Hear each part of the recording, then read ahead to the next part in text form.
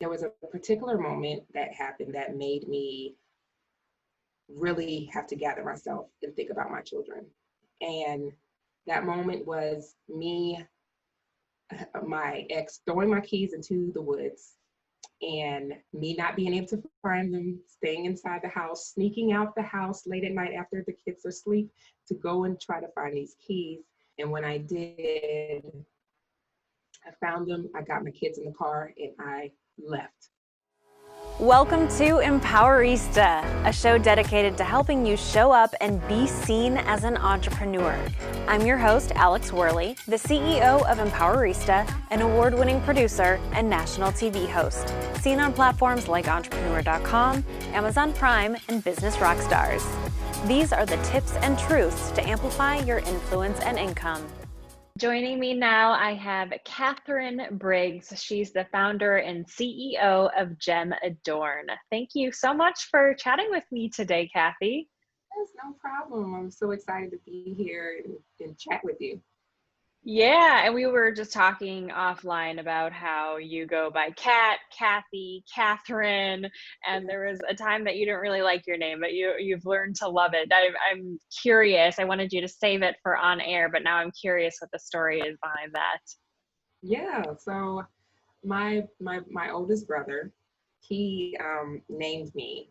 My mom didn't have a name for me, and he came in. He said, "I want to name her Katherine," and they were like, "Oh, okay. Who are you naming her after?" And it was a girl in his class that he liked, Oh. and yeah, and so me growing up, like maybe around the age of, I would say 9. I moved from Germany to the United States, and because my father was military. And when I got to school, when the teacher called my name, I stood up and where we lived at, it's in the South, in Virginia, and I was maybe like 2 out of the Black kids that were in that class. And when I stood up, everyone looked at me and they were like, "Katherine." Like, why her name's not Tasha or Letitia or something like that. And it was my first time noticing that maybe something was wrong with my name for a child, I had grew up with that name. I loved it, but it made me not like it after that happened. Yeah, after that happened, it made me not like it. So then I asked my mom and dad, I said, "Why did you name me?" And that's when they told me the story about my brother. And they said it was a white girl at school that he liked. And I was like, "Oh, that's why people are saying like that's a white person's name. It's not supposed to be for Black people." But that's what I thought. Then I came to find other Black women whose name was Katherine or Kathy, and it started to make me feel a little better. And this is me as an adult, Sometimes I would just go by like, "Just call me Kat," or something, because I thought it was cool. A lot of people call me Katniss, like Katniss Everdeen from Hunger Games. But it took me a long time to really love my name, and also learning about the meanings of names, even though I don't know it off the top of my head. I just know it's very powerful and it's very caring, but that's kind of the story of my name. I didn't like it, but so now I do. You do. And a lot of that was finding those other powerful Black women with the same name that helped you see yourself in them. That's great. So speaking of other powerful names, JemAdorn, that's a very powerful name. If you could get our listeners up to speed on what JemAdorn is and how did you come up with that name? Yes.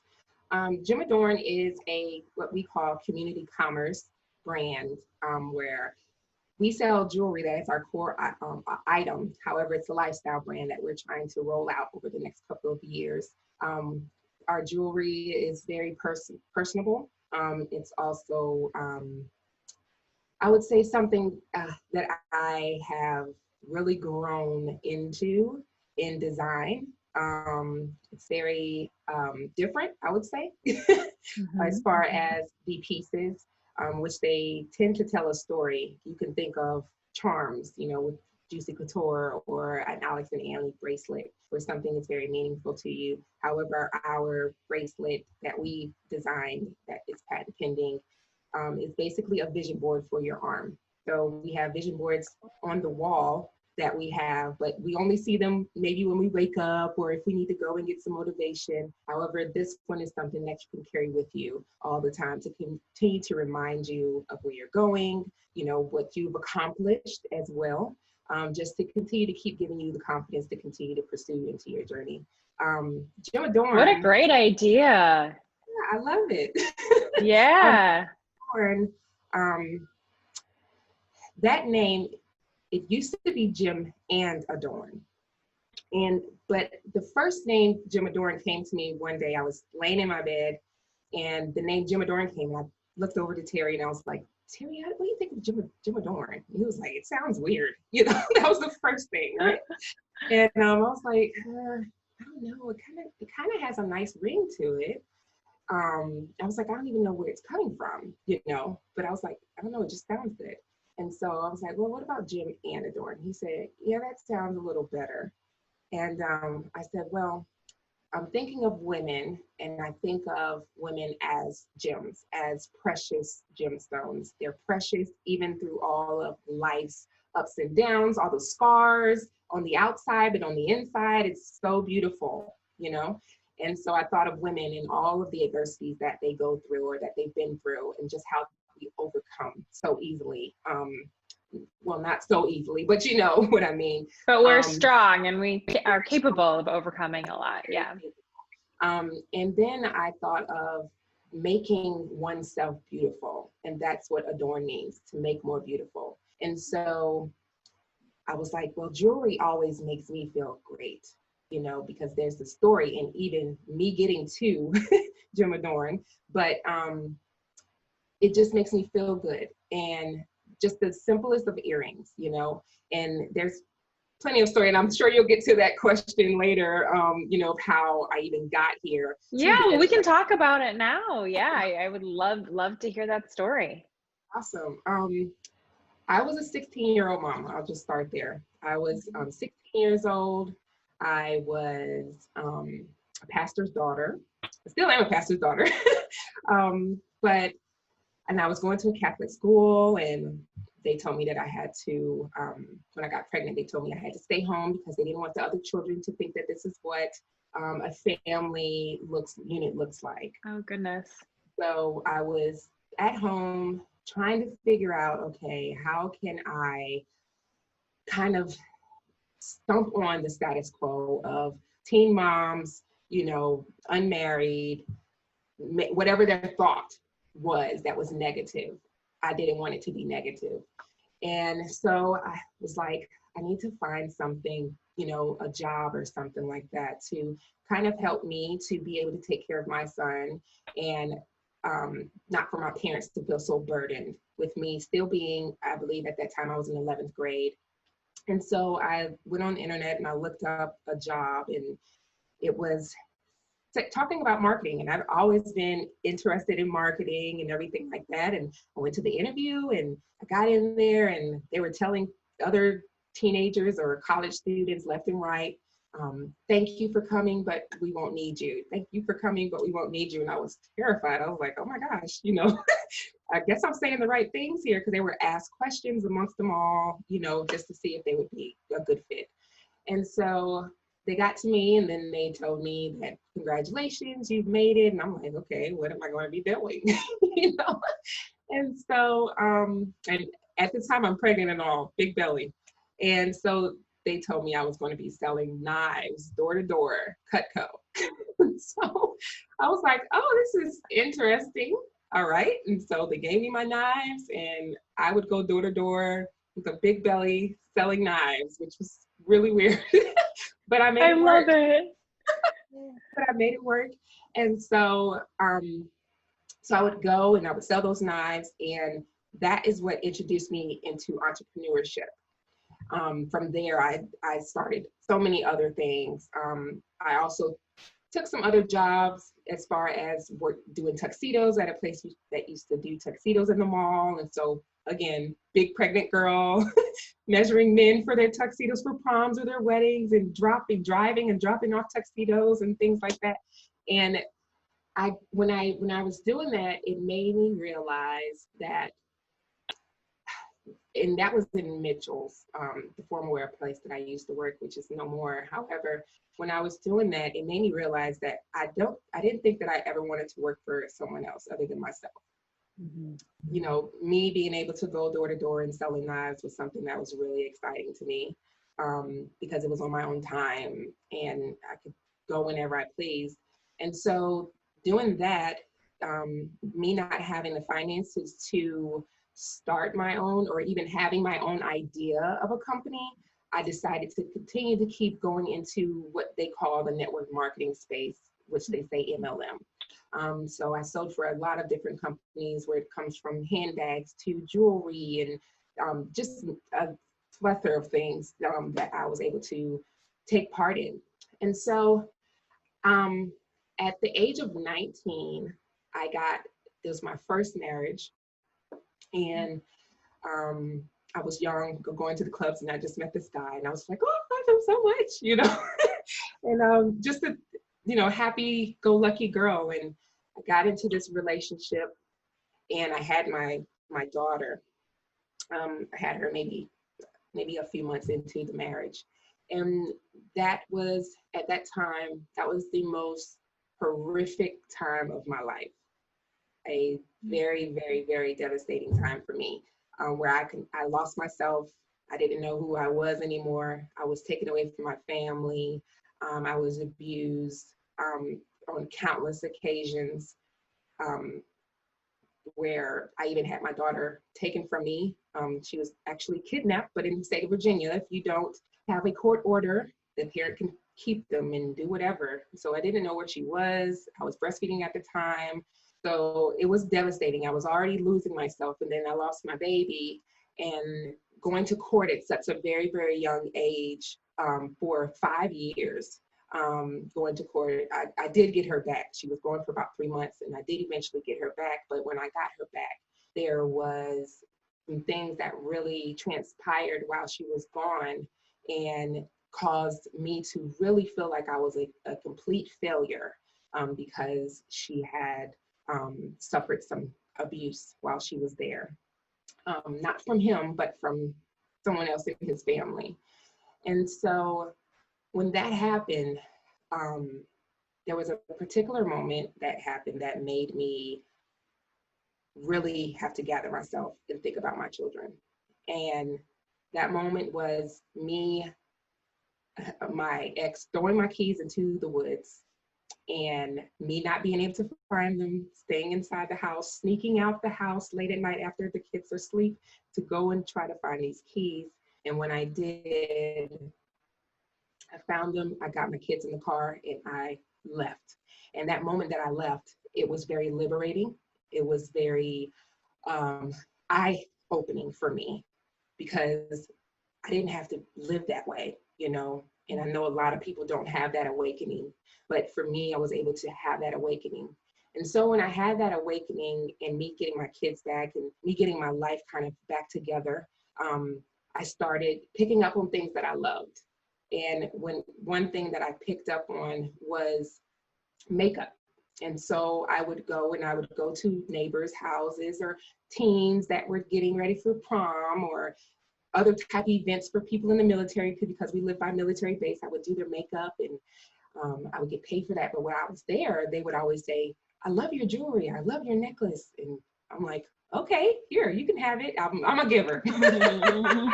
And so I would just give the jewelry away. And then one day, one of my clients said, why don't you just sell it? Because every time you come, we want your jewelry. You just sell, jewelry. And I was like, oh, no, I probably will. And so eventually I did. I went to New York and New Jersey, and I would go to the wholesale districts, and I would get jewelry there and everything. And then women started to ask if they could sell it. And I'm like, well, you can go to the wholesale district. I'll tell you where to go. And they were like, no, we want to sell yours.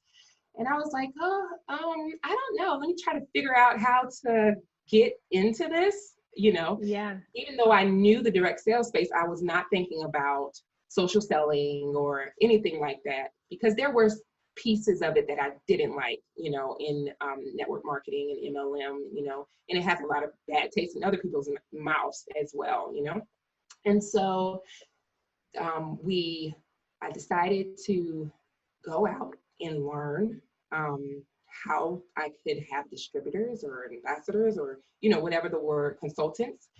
And I went to Utah and I went to different conferences and things like that to try to learn and to try to get a better understanding of this space and how I could do it legally. And because I was just like, wait a minute, I don't want to just tell you guys to do this. I need to know exactly how to do it. Sure. Yeah, so I did that, and I started my own company there where I had family and friends who gathered and they raised money for me. We raised over $150,000, and I was able to continue out my consulting with these companies that basically built these big companies, like, the biggest of the direct sales companies.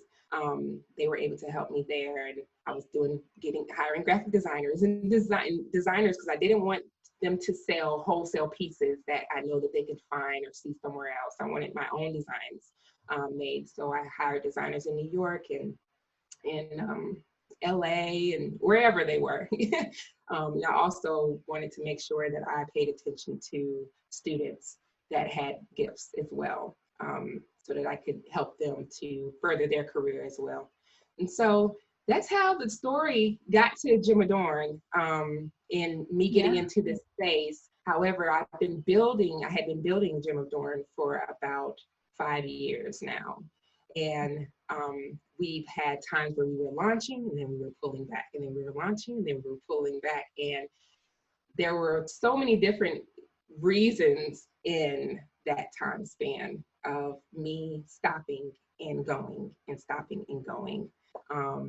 But now we're launching, and I'm super excited about it. Yay, congrats. Well, I'm excited to talk to you about launching because, we talk to entrepreneurs at all different stages of their business, but a lot of our entrepreneurs listening, they're in the process of building and launching, and that's such a crucial time. And you, I'm sure, have so much to share about what you've learned. So we'll get to that in a little bit, but first I want to go back to something you were sharing. First of all, thank you for so vulnerably sharing your story. It's a beautiful story of courage and triumph and overcoming adversity. What advice do you have for somebody who's in a similar situation of adversity? Because it's not as easy as one would think to leave a difficult relationship, especially one with abuse. There's a whole abuse cycle that goes into play, and you overcame that cycle, and it, I'm sure, took a ton of courage. So can you share with our listeners how you mustered up that courage? Yeah, there was one particular part that I missed that was the first sign for me of finding myself again. And it was one day in the bathroom where I picked up a pair of earrings that I had and still had the tags on it and everything. And I put those earrings in my ear and I saw myself in the mirror. And when I saw myself, it's when I noticed Kathy, because for so long I didn't see myself. And so a lot of the times when I talk to other women that may be going through something, I always tell them to take time and find something that you see yourself in, or something that ignites a fire or ignites something back inside of you that makes you feel more powerful, more confident. One thing that I tell a lot of people is to read.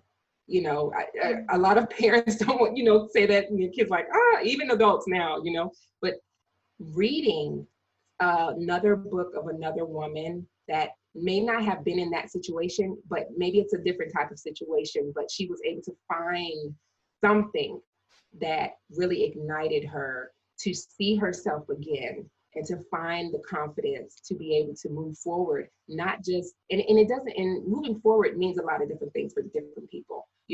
Moving forward may not be like, moving forward means I just have to get out of here. It takes little teeny steps to even be able to muster up the courage to even escape the adversity that you find yourself in. And so those little teeny moments that I found when it came to an earring, or looking at my children, just looking at them and looking in their eyes and taking time to really see that I had to be better for me in order for me to take care of them, in order for me to take care of myself.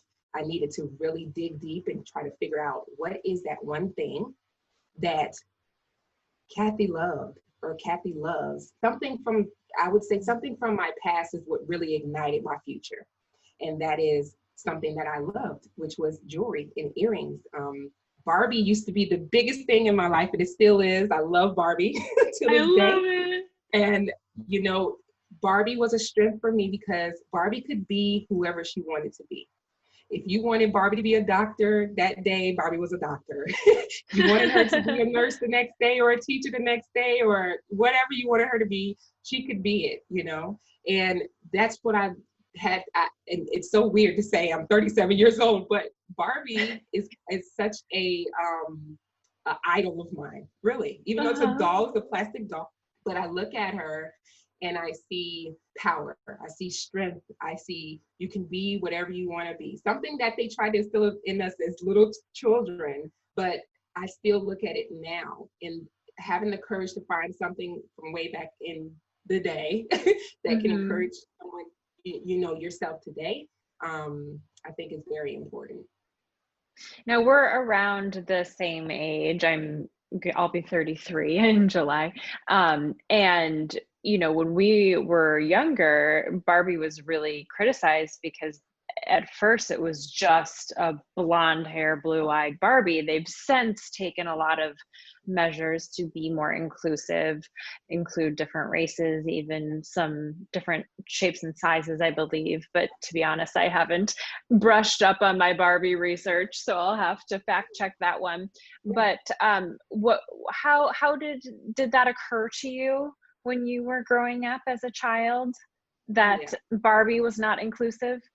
Yeah, I think I only really paid attention to it when I turned, I was still playing Barbies when I was 13. So when I was 12, 13 years old. And I think I want to say, and don't quote me on it, but I want to say that that's when I had my first dark-skinned Barbie, And at that moment, that's when I said, oh, Barbie was always blonde, or either maybe she had darker hair, and it never really dawned on me because my dad, every day, him in the military, he would drop me off either some Barbie shoes or Barbie clothes or a Barbie every day. And I have over 320 Barbies and Barbie houses and cars at my mom's house in her attic. But I didn't realize it until then. However, when I was younger, being that I played with these dolls, and I really didn't have any except for one doll baby that was of color, and she was like an Indian doll baby. I never had any dark-skinned doll babies, but when I was younger, I would always say that I wanted my hair straight, just like hers, and I would ask my mom, why come my hair's not this color? She just would tell me, it's just not. She wouldn't say anything. Because I had friends that were Caucasian, and being in the military, you get to, be in a melting pot, Sure. I didn't notice anything until I moved to Virginia. So, like as far as racial, but that was when I kind of noticed, about Barbie. And then I noticed about the size. And then I believe when I was 13, that was when I first seen my first Barbie that was pregnant. And that's as big as I saw Barbie. She had like this unfold and fold back, put a baby in there and take the baby out. I don't know if you've seen that one, but no, I haven't. Wow. That was a long time ago. But and Cabbage Patch, they seem to have they did a really great job back when I was young. I did, different color dolls back then, but Barbie was my go-to. Yeah. And obviously there was a big part of her that resonated with you, that because she was powerful and had all these different careers, which is very cool. Okay, so let's talk a little bit about the launch process. Let's fast forward to where you're at today and what you've all overcome. So you mentioned that you wanted to launch several occasions and there were these obstacles that were getting in the way. Take me on that journey. Yeah. Oh man. Uh, well, one of the biggest things I can say is definitely finances. You know, me pitching to different venture firms or private equity, things, and being that was my first time ever doing anything like that. Of course, my husband coached me along the way because that's something that he does all the time. But you know, um, that was one of the biggest things there. A lot of that, I will say, and even during the climate right now that we're in, and I never wanted to admit it, that is it because I am a African American woman coming and pitching, because there's been different partners or fellow people in the same arena that I'm in that would pitch, and maybe their product wasn't all the way done. They didn't even go in with their full pitch deck, or they didn't have um, their marketing plan in place, or different things like that. But it was easier for them to get the investment than it was for me. Um, I would I would always get people giving me new assignments to do. Okay, it looks good, but can you show us this? And I'll go now do that homework, and I'll go above and beyond and say, okay, I think I've marked off everything right now. I don't think that they're going to say anything else, because I feel like I'm going to hit everything that they may possibly ask. And I'll go in, and it would be something new, or can you do this instead, or can you do this? And I would pivot all the time just to try to please and try to think above. And a lot of the times I got no of you know I did get no a lot of the times. However, my other fellow people in the same, other women, they would get the yes. And I was always like, I don't know how. I have everything, like everything. Yeah, like literally the only difference was that you, first of all, had more of your stuff together, but that you were a woman of color. Like that was the variable that you could point to. I answered every question. Terry would always tell me after the meetings, he's like, girl, you did so good, and they would ask you stuff, and you would know your numbers like this, and you would have stats and data and just everything. The product is really great. I had the full layout, the packaging. I really went above and beyond. One, because I already knew that there's a possibility that I may be looked at differently because I am a Black woman, so I wanted them to see that, I could do it. I could do it. I'm a great CEO. I'm a great founder. I'm a great I feel like I'm really great at everything. Yeah. I've time to really learn a lot of different things. I've learned social media, and the biggest thing to me was I even showed them that every area that you would need to hire someone in, whether it's social media, customer service, or tech, I showed them that I took time to learn so many different things in so many different areas over this course of me building the company. And that, I wouldn't just hire people just to be hiring someone. Like, I would have specifics that I would ask them, and I would need to, be in place in order for these things to take place, from me learning social media. And then from me, at the time trying to build the company, finances, I took on these jobs. I created my own companies, my own social media company, I did websites. I learned how to do SEO. I learned how to do, oh my gosh, so many different things. Even when it came to design, I learned how to do these things, but it still wasn't enough.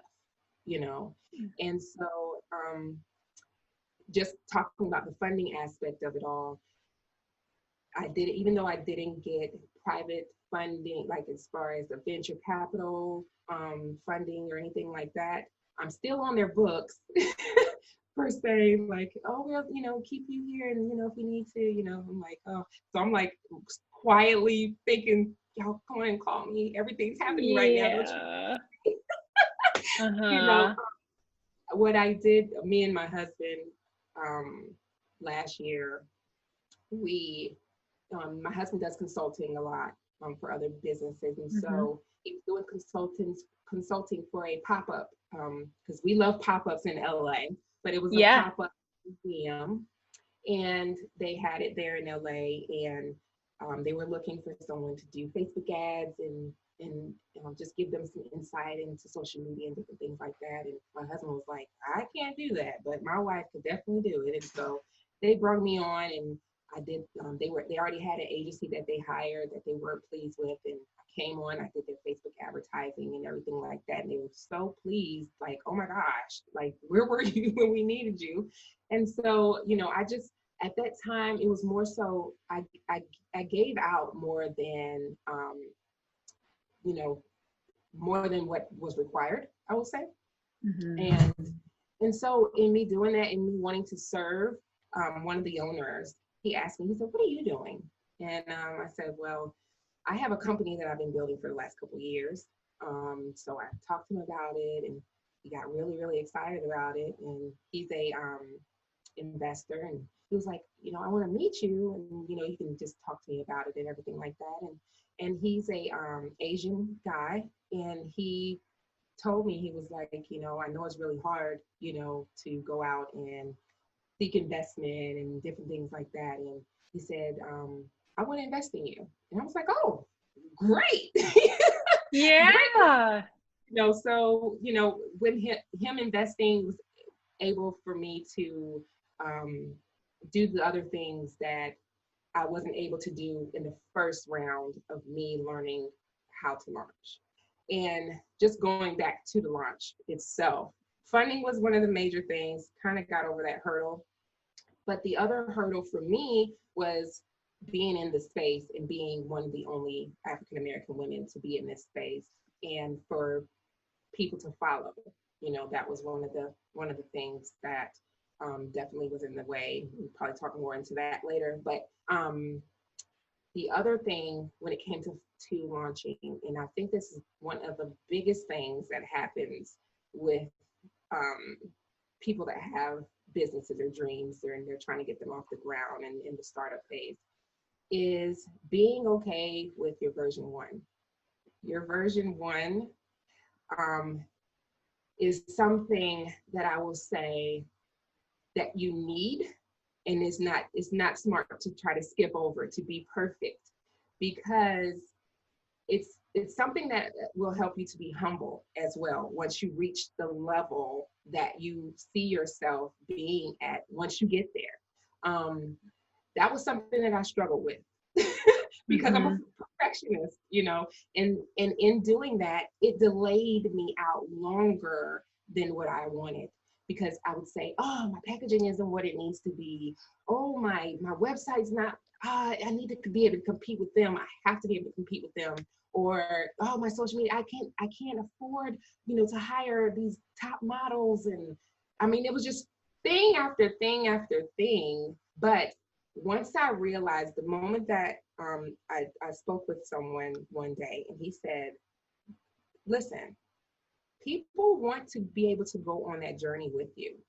They want to be able to say, hey, I remember when they had just this brown box with white tape and the logo on it, and then you opened it up inside, it was like, oh, just tissue paper, maybe a sticker was there. That's kind of what we did at first, with the brown box, white tape with the logo on there. But people want to be able to go on that journey. And so when we did our first beta last year, we had the brown box we sent out to our first beta consultants.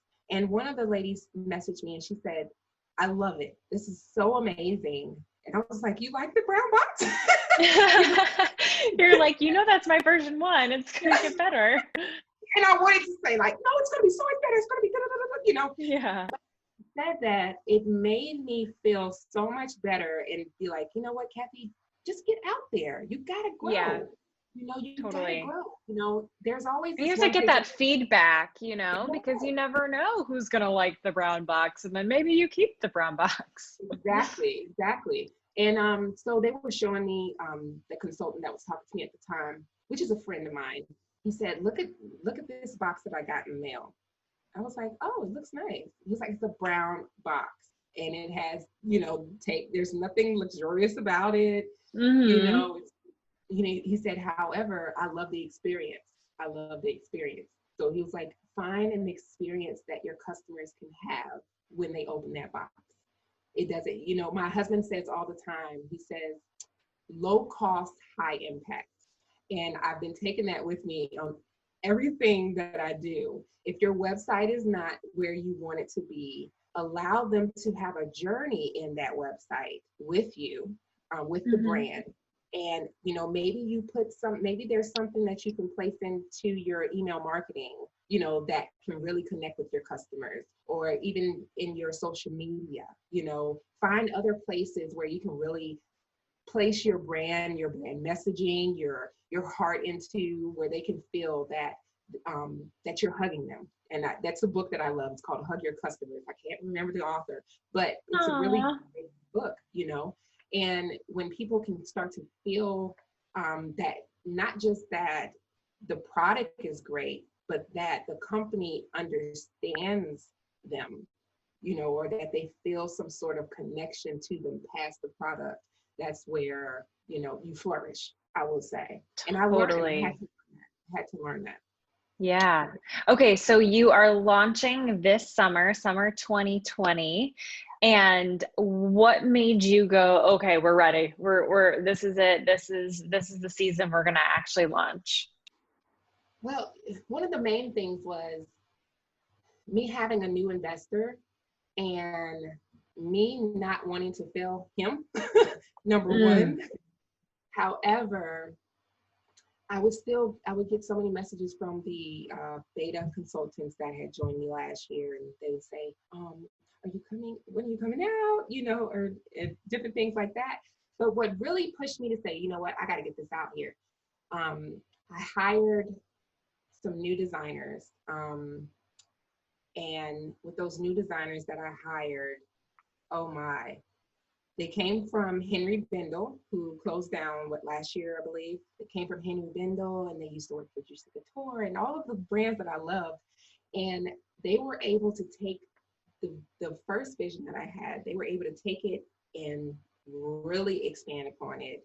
And it excited me so much when I got this product back, and I was like, oh my gosh, my vision came to life, like all the way. And I was like, oh my gosh, we gotta hurry and get this out of here. Like, I'm just ready to go. I'm ready to go. Yeah. And is that what the investment money allowed you to do, is to hire the right people? Yeah. I was able to hire the right people. I feel like with my first investment, and I was able to use that when I was pitching other venture capitalists, was saying that with my family and friends around, I was able to learn and make mistakes, and with that money.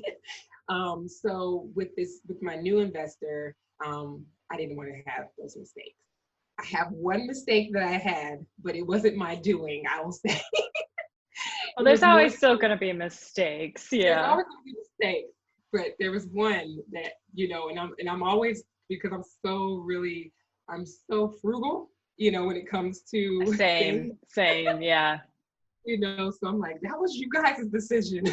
I let y'all have that decision. Oh, funny. But but you know, me taking time to really see what it is that I need to have in place in order for me to launch. What are my needs? And those wants, I put them maybe in after the launch, or maybe a year after the launch. Is, do I need this right now? Do I really need? It's like the shopping thing when we go shopping, like, and I know we don't do it all the time, but you know, if we could go shopping and say, do I really need this? Like, really? Totally. Yeah. So that's the same thing when it came to JemAdorn and me relaunching. Do I really need this? Or is this something that we can plan out? Or is this something that we can do in increments? That we can start planning on it, then we can start, maybe in the design phase, and then not when it comes to jewelry, because sometimes we try to stay on the calendar of what's hot right now. But I don't know with everything that happened with COVID, I don't know how the fashion industry is going to be when it comes to that. However, we're just trying to make sure that we take time in our frugal in our spending and stuff like that. But yeah. Nice, nice. And you alluded to a couple times that your husband, Terry, who's also a friend of mine and has actually been interviewed on the Empowerista TV show, you mentioned how he's been very helpful to you and is a serial entrepreneur as well. So talk a little bit about that, about finding a supportive husband and being in business together. Yeah. Me and Terry, I've known Terry for about 20 years. A little longer. I've known him since I was a teenager. However, Terry has always been in business in some sort of capacity. When I met him when I was younger, he would always wear either a suit or he would wear suspenders with a white shirt and slacks, And I would always be like, oh, he is too serious for me. Oh, funny. But Terry's always been in business, and I would always communicate with him, even in my younger years, about business. Working with Terry, he's given me so much strength. He's pushed me when I didn't want to be pushed, and it was something that I did not know that I needed, was having someone to really catapult me into my destiny. He saw things in me that I didn't see in myself. Even knowing my story and everything, he would always tell me, girl, do you know who you are? Oh, you are so powerful, And it wasn't even him trying to get with me, because we were just friends. He just always tell me, girl, you know who you are? Do you know you're doing things that people take years to do. He really pushed me. He really, really, really pushed me. Even through all of the different adversities when it came to business, he would always say, you can't stop, you can't stop, you can't stop, And he would say, you're going to let all of this stuff, and he would name all the things. You're just going to let it go, because even as entrepreneurs, you get really, really down when things are not going the way and you've worked so hard, and you're like, oh my gosh, what is happening right now? Sure. And yeah. So I've definitely had those moments, and Terry has been there to really support me. I have supported him. He is a woman advocate to his fullest potential. Mm-hmm. He really is. He loves women. He loves women's stories. He loves to help, and those two combined with me and him, it just creates magic. And we're just really great together, especially when it comes to serving people and community and different things like that. And so you guys are such the dynamic duo for sure, and you guys are so complimentary and a power couple. Because he's he is he is a great guy, and you're a great gal, and you're quite the power couple. Very, very cool to see. Oh, thank you so much. So let's talk. Amid the Black Lives Matter movement, a lot of inequities are coming to light that have always been there, but are just getting the awareness of the mainstream media and public in the US right now. So one of the things that has come to light is, as you mentioned, the inequities between white entrepreneurs and Black entrepreneurs, especially among women. So you talked a little bit about that experience, how that comes to play with funding. What about when it comes to the women empowerment space? I know that there's really, really a need for more inclusivity in that space as well. Tell me a little bit about your experience and what you feel like needs to change in a positive direction. Yeah, for sure. I'm in a lot of groups, I would say, that are for, women empowerment or just, just women supporting women, period, and a lot of them miss um, a great pool, I will say, of being able to find their shortcomings, I will say, in the way that they have other women that maybe they come and bring on into those groups and do interviews or support, like as far as shouting out their page. One instance, not just one instance, it's just something that I constantly see when I'm in these groups, is I can post a question, um, and I'll look through the group and see, the type of diversity that's in there. And I might find maybe 5 of the 15,000, or something like that. I'll post a question and maybe I don't get a response, or maybe I'll get a very small response of maybe 5 women that might respond to my question or my offer to help someone for free, or something like that, of just me trying to be in service to other women and try to help them. And it's not just me. I'll see other women that are of different race and they maybe not respond. I don't know why they don't respond. But yet white women are getting responses. They're getting 200, 300, 400, 500 comments back. Uh-huh.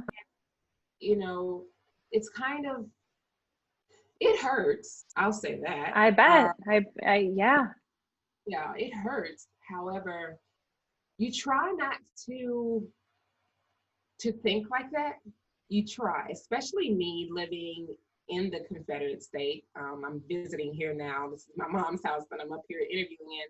But it's something that you kind of get numb to and you just kind of go on, like, okay, it hurts, but then you like, whatever, let me find another group. And so you start joining all these other groups to see if there's a point in time that maybe you'll get accepted and people will start to, comment back and give a little information.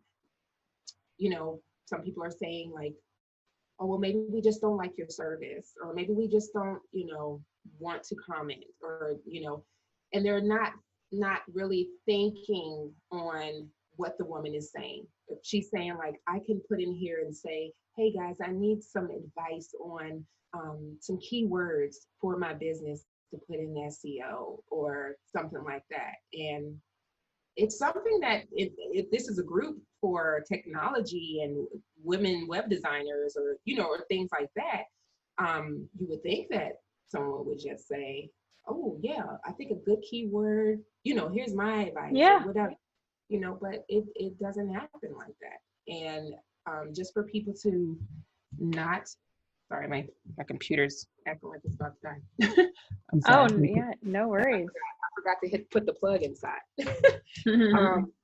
But yeah, for other women to be insensitive to what someone is saying, and I think that's the biggest thing that's happening in the women empowerment space.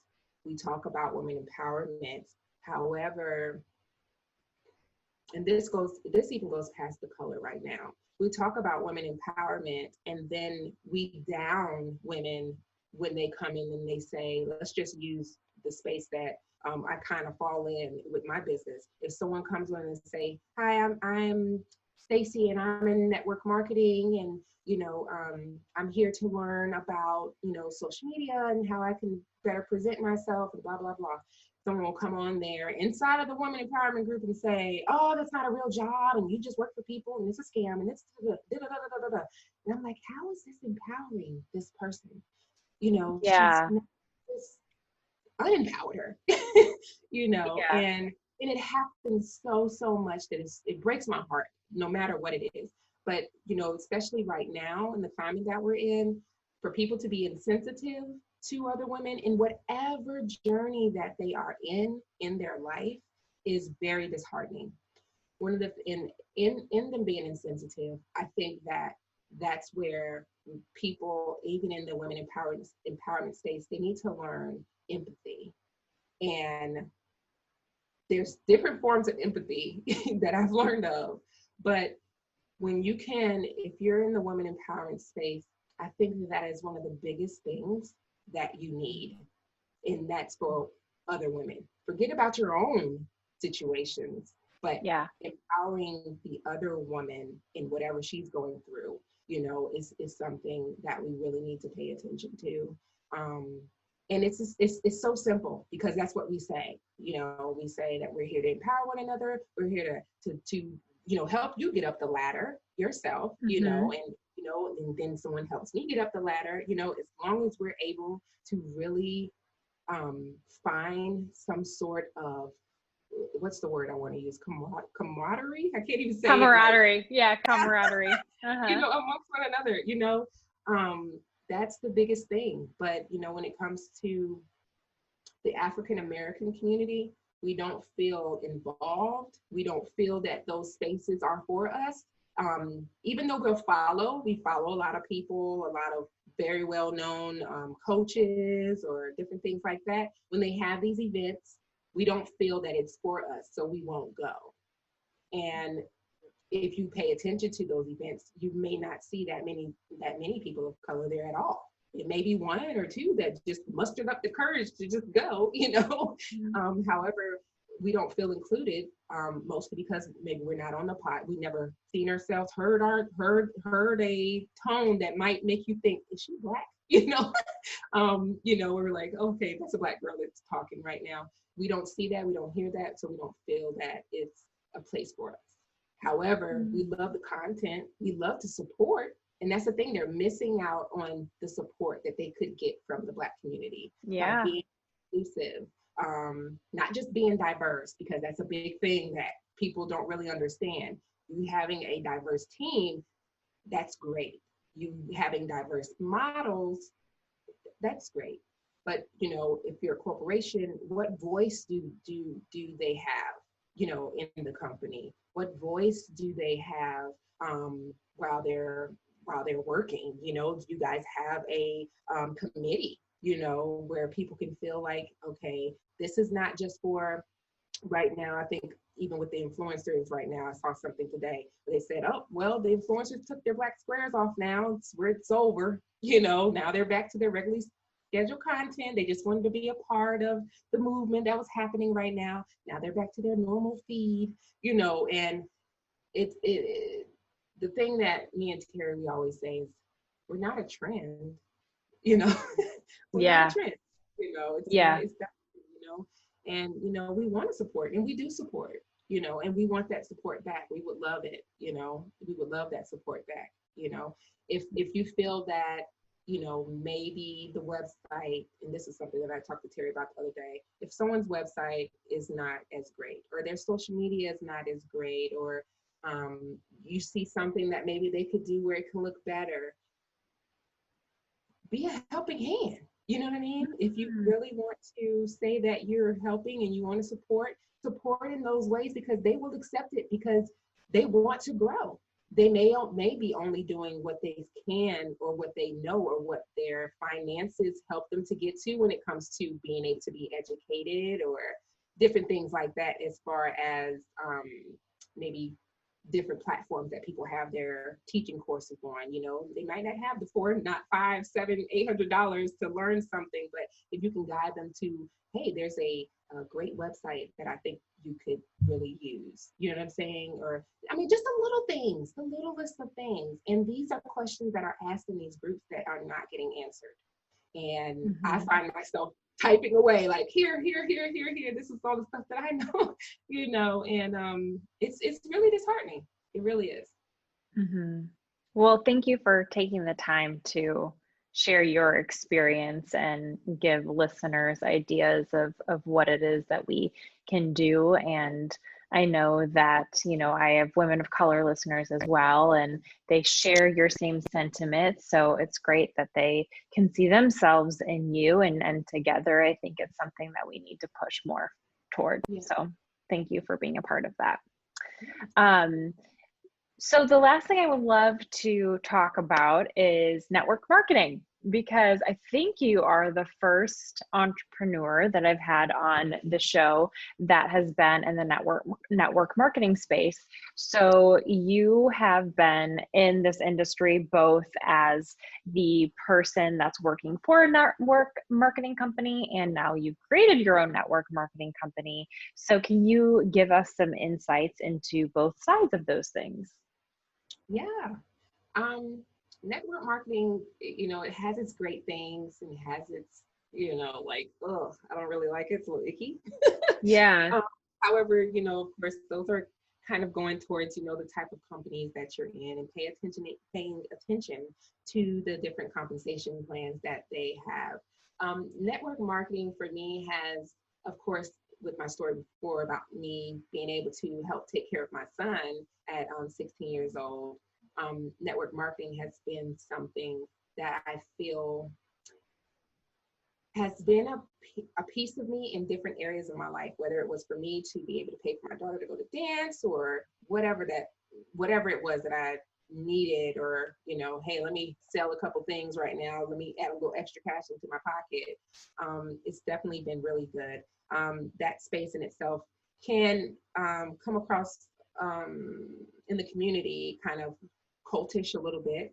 We have our top sellers, and then people that just want to sell and they're feeling like they're really not supported, and different things like that. There's so many different things. However, that's more so on the consultant side. For me, being a founder in this particular space has been totally different for me. I've been able to see the insides of network marketing and being able to see the things that I don't like, and from both sides, and being able to change it into a way that I feel is very supportive, is not icky at all, and where it's very simple for the everyday person. I know a lot of people use that marketing a lot, but we have really tried our best to make it not icky, where people don't feel like they have to go and build teams and build teams and be able to and feel like they have to be overworked, and reaching quotas and different things like that. We've taken a lot of things out. So what we call ourselves is a hybrid of affiliate marketing and a little bit of the good things from out of network marketing. We place them together into community commerce, that we call it. Instead of the network marketing space, it's more so community commerce, where you basically have a code and you just share your code. You make money from it, you do. If you want to build, you can, Cool. So you have a code and say, hey, you can get 20% off, type thing. So it's more so on there. However, we're that's part of affiliate marketing, more so, you may get up to 10% somewhere or something like that. We go from 20 to 35 plus bonuses that we give out for sales and things like that. So that's kind of wow. That's so cool. Okay, so for some of our listeners, if they're just wanting to get into entrepreneurship and they feel like this sounds like a great way to do it, why don't you let them know how they can get involved with the launch of JemAdorn? Yeah, for sure. You can go and find us at JemAdorn.com, or go to our Instagram at JemAdorn.com, or our Facebook at JemAdorn.com. Our interest group there, we are letting people come in and learn more about us, the founders, our story, the products, our pay plan that we have, and basically our differences that we have with JemAdorn. Because past our products, we're all about empowering women, being really authentic in that, and also developing a community of support and a place for you to belong. That's what I always say, is the place where you belong. I love that. That's awesome. And Jem is Jem, right? Adorn, Adorn. Yep. Got it. Yeah. Cool. Well, Katherine, You thank like the you so holograms. much. Yeah, That's another yeah. Barbie thing there. See, had to put that together. I love it. I love it. It all comes back to Barbie. Yep, all Full does. circle. Amazing. Well, Katherine, thank you so much for your time and for sharing your story. And congratulations. I'm Thank so you so much. excited for I you. And appreciate it. yeah, I'm gonna be cheering you on, and I can't wait to see the official launch. Yeah, so good. Thank you. Thank you so much, Alex. You're so wonderful. Well, that's it for today's show. If you're loving this podcast, don't forget to subscribe so we can meet again next week, same time, same place. Thank you so much for listening and have an amazing week.